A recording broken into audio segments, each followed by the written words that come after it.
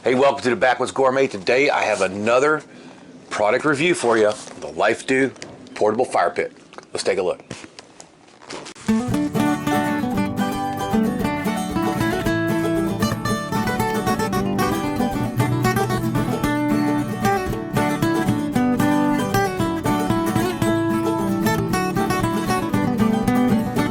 So I have the package out here, and it's got some product specifications on the front of it.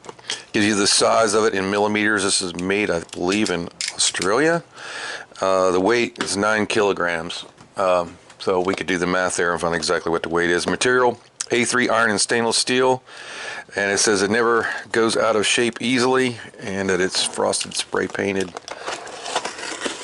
Go ahead and open the box up here. Taped up pretty well, so you guys are going to be seeing this for just like I am for the first time. Folks over at LifeDew just seen our channel and thought maybe that you guys would like to see their product, and I'm pretty excited about it because I really could use a place to make a fire sometimes when there is no real place to do so. See, it's got just one piece of styrofoam in there. I guess there's not a whole lot to get injured about it. So now it's got this layer of bubble wrap and stretch stuff, so I'm going to carefully cut that off so we don't nick the paint. Now see that there's several individual plates that are individually bubble wrapped. Let's see if we can get that bubble wrap off. Alright, there's one of them.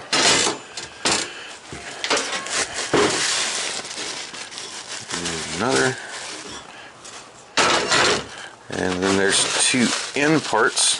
I don't see any directions so far, but I'm pretty sure it's pretty easy. Alright, these are like they look like they're laser cut. Fairly certain of that. Let's get all the stuff out of the way. You see it's laser cut in there, LifeDew. Alright, so these are going to be your end pieces. So let's assemble it real quick and see how easily that goes. I'm going to put that LifeDew at the bottom, and I'm going to slide this slot over that slot, just like that, till it drops in. Just like that. And I have no idea if I'm doing this right. I noticed that I got a little damage here on this piece. It's bent.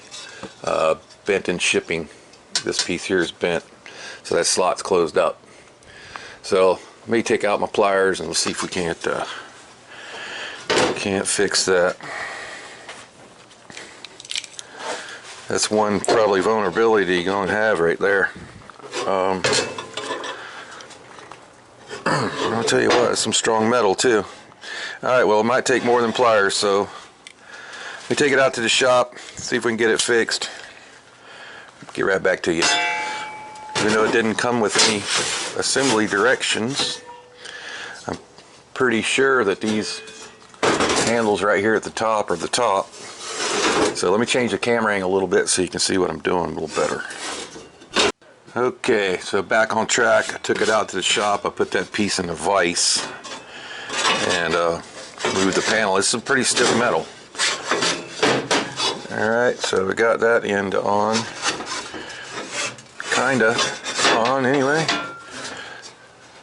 So I don't know, this will be a lot easier with two people probably.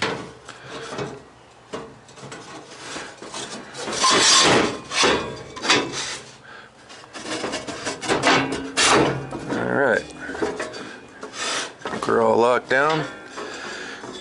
There we go. It's all assembled, and it leaves a small opening at the bottom for airflow, I'm assuming.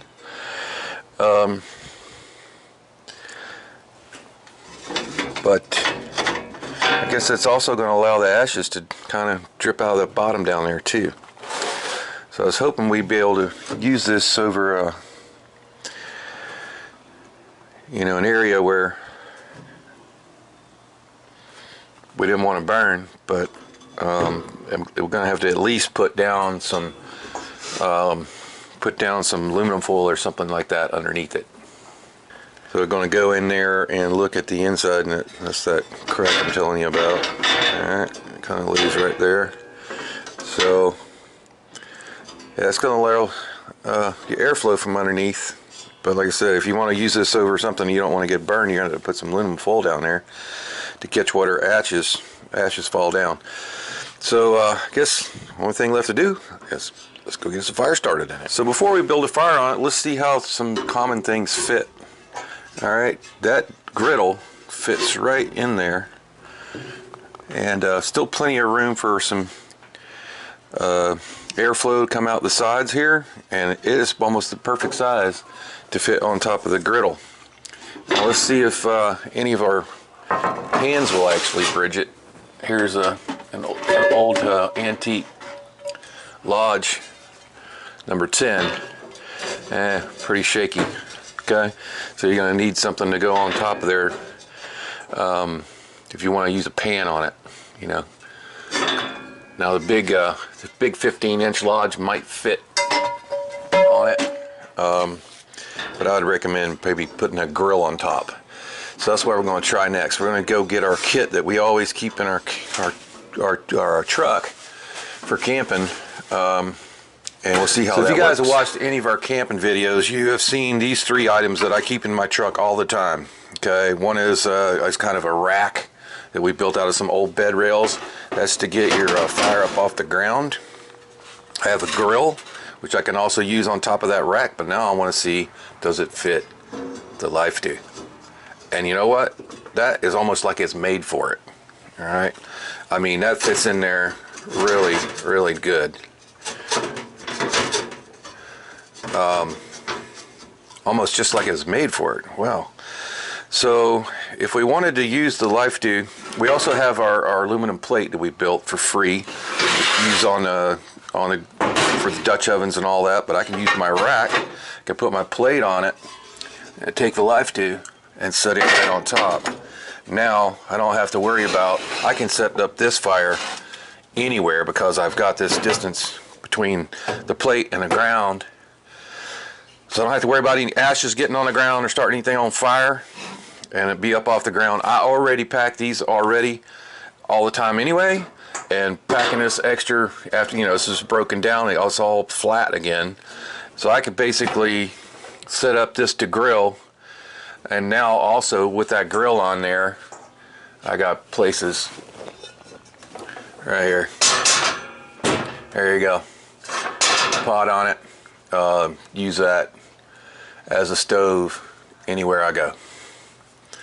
So looks like that's all going to work out for us. So next thing we do is we'll go ahead and get a fire going in it and see how the finish holds up, see how the airflow works. So I'm going to take it out here and out by the garden out here, and we'll get a fire started. A little bit of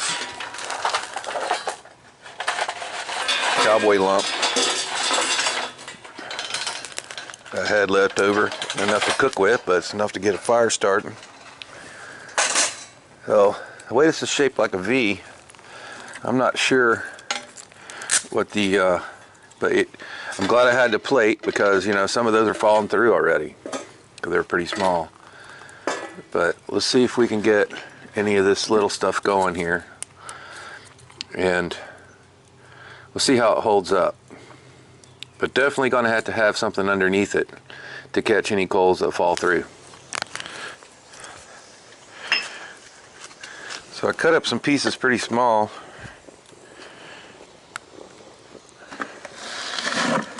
In this bucket here, some limb wood and stuff like that. So I'm going to go ahead and just start putting in some bigger pieces. I'm not sure exactly how to lay them all in there, but without choking the fire out. A learning experience. Alright guys, so here's the trouble I'm having with this. Oh, smoking. And the reason why it's smoking is now that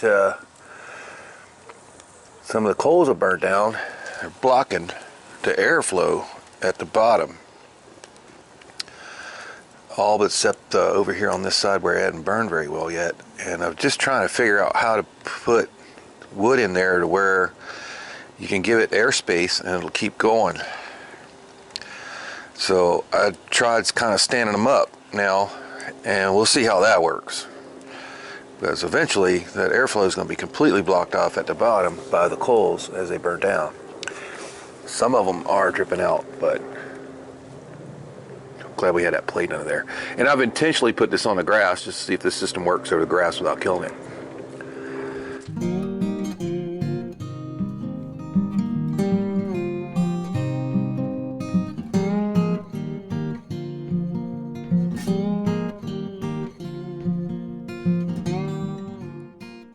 So I've been playing with this thing for about the last hour now, trying to get a feel for how it works. And you know, probably just, you know, need more practice with it, but I've tried putting the new firewood in like this, and it seemed to be going along okay. I put a new piece in there, I spread those two that have been burning a while out, and it's just been one of them things. I keep having to go in with the torch, relight it. It's just kind of a learning curve here, I guess. But I'm going to give you a full review of this product at the end.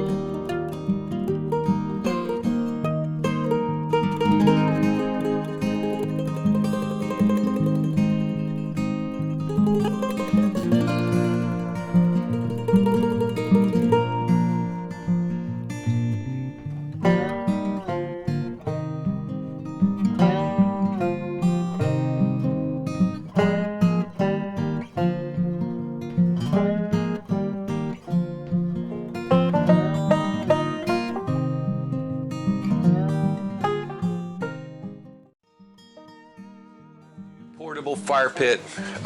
It works pretty well. I wish they would make a few improvements on it to help with the airflow. And remember, here's a good tip for you if you're going to try this out. Get a piece of aluminum foil up underneath the bottom of it where the ashes drip out from there, where the, you know, the bottom crack here. So makes it easier to clean up after you're done. All right, then you can just fold those ashes up in an aluminum foil and you're good to go. Pull the pieces back apart, packs flat.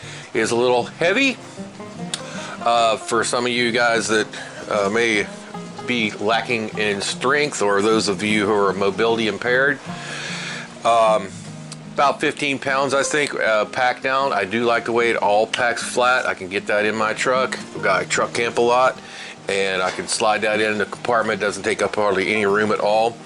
Like I showed you before, the grill we have fits just fine on it. The finish is held up. I burned a really good fire in it last night, and see, it's held up pretty well. Did burn some of the paint off, but I don't see any rust or anything like that coming on it really bad or anything. And I just I did leave it out and washed it. So there you go. That's the LifeDo portable fire pit. Pack it up and take with you anywhere.